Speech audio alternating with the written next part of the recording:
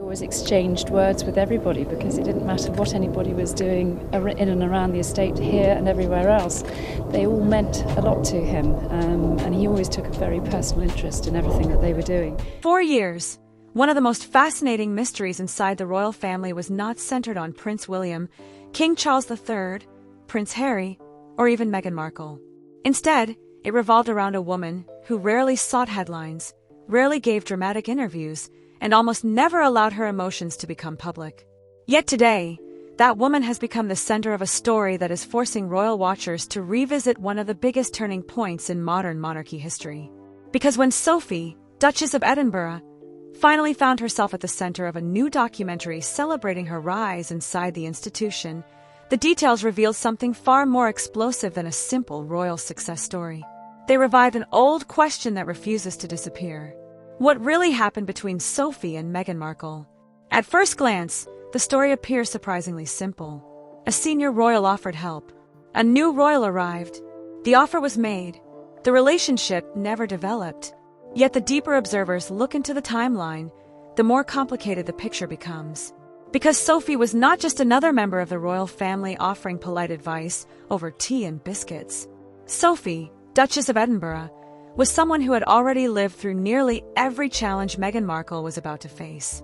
Long before Catherine, Princess of Wales, became one of the most admired members of the monarchy, and years before Meghan Markle entered the royal spotlight, Sophie had experienced the pressures of royal life firsthand. Sophie understood the scrutiny of the press. Sophie understood the expectations of Buckingham Palace. Sophie understood the difficulty of balancing personal identity with institutional responsibility. Most importantly, Sophie understood how mistakes inside the monarchy could follow a person for years. That experience gave Sophie something incredibly valuable: perspective. According to accounts highlighted in the recent documentary, Sophie approached younger women marrying into the royal family with a willingness to help them navigate a world that few outsiders could truly understand. Reports suggest that when Meghan Markle joined the royal family, Sophie extended exactly the same kind of support she had previously offered elsewhere. The gesture was not dramatic, nor was it presented as some grand royal intervention. Instead, it appears to have been a genuine attempt to make a difficult transition easier. But this is where the story begins to take an unexpected turn. If palace insiders are to be believed, Sophie and Meghan Markle spent considerable time together during those early months. Conversations reportedly took place. Advice was offered. Questions were answered. Sophie, Duchess of Edinburgh, allegedly opened the door to a relationship that could have become one of the most important alliances available to Meghan Markle inside the institution. Yet what happened afterward has become one of the most discussed details in royal circles. According to those accounts, the relationship simply never developed. No continuing mentorship emerged. No visible alliance formed. No long-term connection appeared to grow between Sophie and Meghan Markle. While none of the individuals involved have publicly described every detail of those interactions, the documentary's framing has reignited discussion about what that absence ultimately meant. Why would one of the monarchy's most trusted figures extend support only for the connection to seemingly fade away? And that question becomes even more interesting when another name enters the story: Catherine, Princess of Wales. Because while Meghan Markle's reported relationship with Sophie never evolved into a close partnership, the documentary presents a very different picture regarding Catherine. Over the years, royal watchers have repeatedly observed the growing bond between Sophie, Duchess of Edinburgh, and Catherine, Princess of Wales. Public appearances, state events, family gatherings, and official engagements have all contributed to an image of trust and cooperation that appears remarkably strong. Was that simply personality compatibility? Or does it reveal something much larger about how different members of the royal family chose to navigate the institution? The answer may be far more significant than many viewers realize. Because inside Buckingham Palace, relationships are not merely social connections. They are often pathways to influence, understanding, and survival. Access to experienced figures can mean the difference between feeling isolated and feeling supported. It can mean the difference between constantly fighting the institution and gradually learning how to work within it. And as the years passed, two dramatically different royal journeys began unfolding before the public's eyes. One path led Catherine, Princess of Wales steadily toward becoming the future queen beside Prince William, the future king. The other eventually led Meghan Markle and Prince Harry toward one of the most controversial departures in modern royal history. Coincidence? Perhaps. But as the documentary continues to reveal new details, many royal observers believe those early choices may have mattered far more than anyone realized at the time. And what happened next would transform a private mentoring story into a symbol of something much bigger, one that would eventually place Sophie, Duchess of Edinburgh, Meghan Markle, Prince Harry, Prince William, and even King Charles III at the center of an ongoing debate about loyalty, trust, and the future direction of the monarchy itself. Because the real controversy was not the offer of help. The real controversy was what happened after that offer was left behind. The story becomes even more compelling when we move beyond the alleged mentoring offer and examine what happened afterward, because this is where the contrast between Meghan Markle and Catherine, Princess of Wales, becomes impossible to ignore. The documentary does not need dramatic accusations or sensational claims to make its point. Instead, it presents two very different royal journeys unfolding side by side, allowing viewers to draw their own conclusions. That subtle approach may actually be far more powerful than any direct criticism because it highlights outcomes rather than arguments. For years, Sophie, Duchess of Edinburgh, quietly built a reputation unlike almost anyone else inside the royal family. While public attention frequently focused on King Charles III, Prince William, Prince Harry, Meghan Markle, and Catherine, Princess of Wales, Sophie largely operated behind the scenes. Yet within palace circles, Sophie developed something that is arguably far more valuable than celebrity. She developed trust. Former royal staff members and commentators have repeatedly described Sophie as one of the safest pairs of hands within the monarchy. That reputation was not built overnight. It came through years of consistency, years of avoiding unnecessary drama, and years of demonstrating loyalty to both Queen Elizabeth II and the institution itself. By the time Meghan Markle entered royal life, Sophie was no longer simply Prince Edward's wife. Sophie had become one of the most respected figures inside Buckingham Palace. This is why many royal observers believe the mentoring story matters so much. The offer was not coming from a distant relative with little influence. It was reportedly coming from someone who had direct experience surviving royal pressures and who possessed significant credibility inside the institution. If Meghan Markle had chosen to develop that relationship further, some commentators believe her experience within the monarchy might have unfolded very differently. Of course, nobody can know that for certain. What makes the discussion fascinating is not what happened, but what might have happened. Imagine an alternative timeline in which Meghan Markle developed a close partnership with Sophie, Duchess of Edinburgh. Imagine Sophie serving as a bridge between Meghan Markle and the traditions of Buckingham Palace. Imagine difficult moments being discussed privately before becoming public controversies. Imagine misunderstandings being addressed through trusted relationships instead of escalating into wider conflicts. Would Prince Harry and Meghan Markle still have stepped away from royal duties? Would the tensions that later emerged between Prince William and Prince Harry have become so severe? Would the monarchy have avoided some of the most turbulent years in its modern history?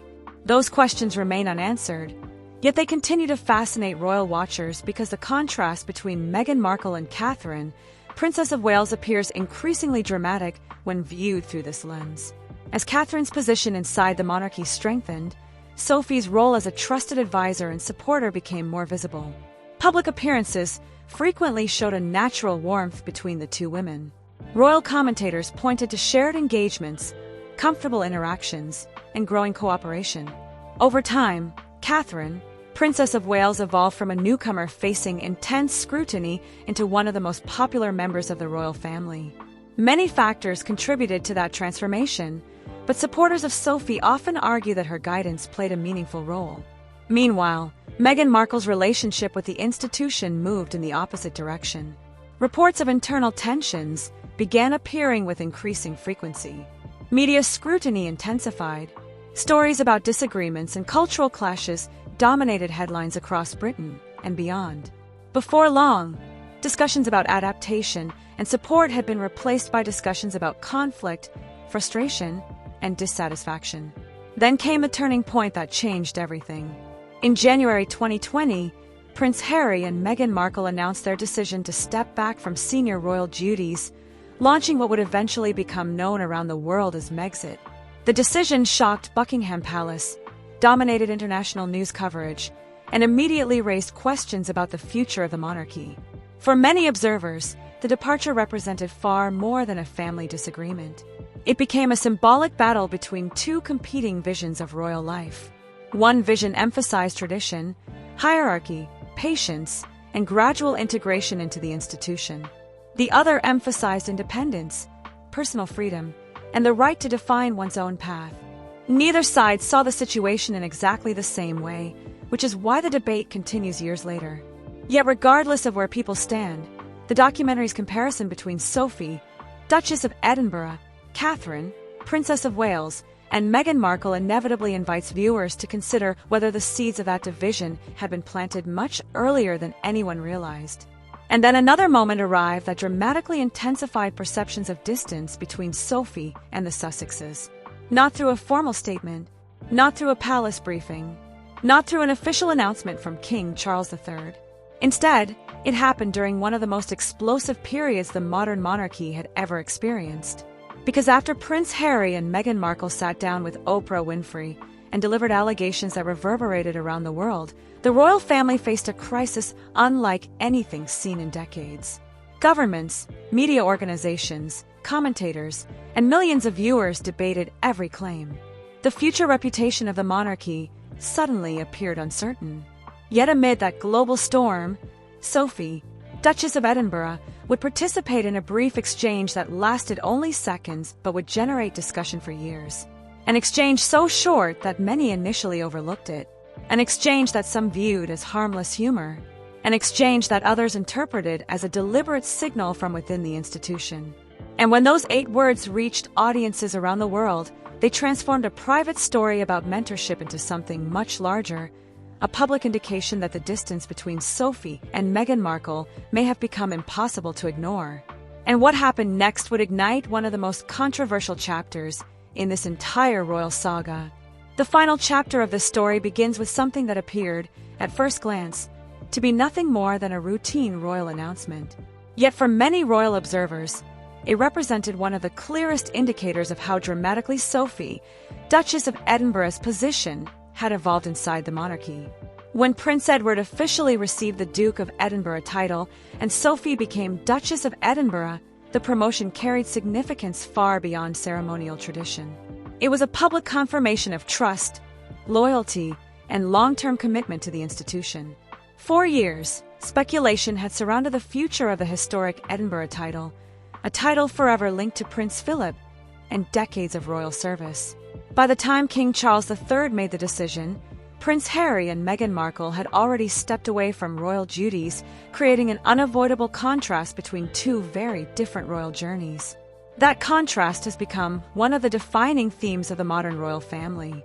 On one side stood Prince Harry and Meghan Markle, who chose independence and a life beyond Buckingham Palace. On the other stood Sophie, Duchess of Edinburgh, and Prince Edward, who remained deeply embedded within the institution and steadily increased their responsibilities. The difference was not simply about titles. It was about direction. While the Duke and Duchess of Sussex built a new life in California, Sophie and Prince Edward became increasingly important figures in King Charles III's vision for a streamlined monarchy. What makes this development particularly fascinating is how quietly it happened. Sophie never chased headlines. Sophie never positioned herself as a royal celebrity. Instead, year after year, Sophie accumulated something far more valuable inside palace walls: credibility. Royal commentators repeatedly described Sophie as one of the safest and most dependable members of the royal family. That reputation became especially important during a period when the monarchy faced enormous challenges, from family disputes to public criticism and questions about its future direction. As Prince William continued preparing for his eventual role as King and Catherine, Princess of Wales emerged as one of the most influential members of the royal family. Sophie became an increasingly important supporting figure in the institution's future. Many palace insiders have suggested that King Charles III values exactly this kind of reliability. While some royals dominate headlines, others ensure the monarchy, continues functioning behind the scenes. Sophie increasingly belongs to that second category. This is precisely why the documentary Royal Peacemaker, Sophie, Duchess of Edinburgh, arrived at such a pivotal moment. Officially, the program was a celebration of Sophie's remarkable journey through royal life. Yet viewers quickly noticed something deeper. The documentary was not simply telling Sophie's story. It was presenting a larger narrative about adaptation, loyalty, and the choices that shape royal destinies. Throughout the documentary, one theme appears repeatedly. Sophie offered support. Catherine, Princess of Wales, embraced support. Meghan Markle reportedly chose a different path. The documentary never aggressively criticizes Meghan Markle, nor does it attempt to deliver dramatic accusations. Instead, it allows viewers to observe the outcomes that followed. Catherine gradually became one of the monarchy's most trusted figures. Sophie became one of King Charles III's most respected allies. Meanwhile, Prince Harry and Meghan Markle pursued a future outside the institution. Whether viewers interpret that contrast as validation of the monarchy or simply evidence of different personal choices depends entirely on perspective. Yet there is no denying that the comparison has become a powerful part of modern royal storytelling. The timing of the documentary also highlights another important reality. Today, Sophie, Duchess of Edinburgh, occupies a position few could have predicted years ago. Sophie holds one of the monarchy's most prestigious titles. Sophie enjoys the confidence of King Charles III. Sophie maintains a strong relationship with Catherine, Princess of Wales. Sophie continues representing important international causes around the world. Most importantly, Sophie is increasingly viewed as one of the figures helping stabilize the institution during a period of significant change. And perhaps that is the real message hidden beneath all the headlines. This story was never solely about Meghan Markle. It was never solely about Prince Harry. It was never solely about a mentoring offer that allegedly went nowhere. Instead, it became a story about choices and consequences. The choices people make when opportunities are presented. The choices people make when challenges emerge. And the choices people make when deciding whether to work within an institution or build something entirely different outside of it. As King Charles III continues shaping his reign, as Prince William moves closer to becoming the future king, and as Catherine, Princess of Wales, prepares for an even greater role within the monarchy, Sophie, Duchess of Edinburgh, has quietly secured her place among the most trusted figures in royal life. Meanwhile, Prince Harry and Meghan Markle continue writing their own chapter beyond palace walls, proving that the divide created years ago remains one of the most compelling stories in modern royal history. The question is no longer whether Sophie matters inside the royal family. The question is how much influence Sophie, Duchess of Edinburgh, may ultimately have on the monarchy's future.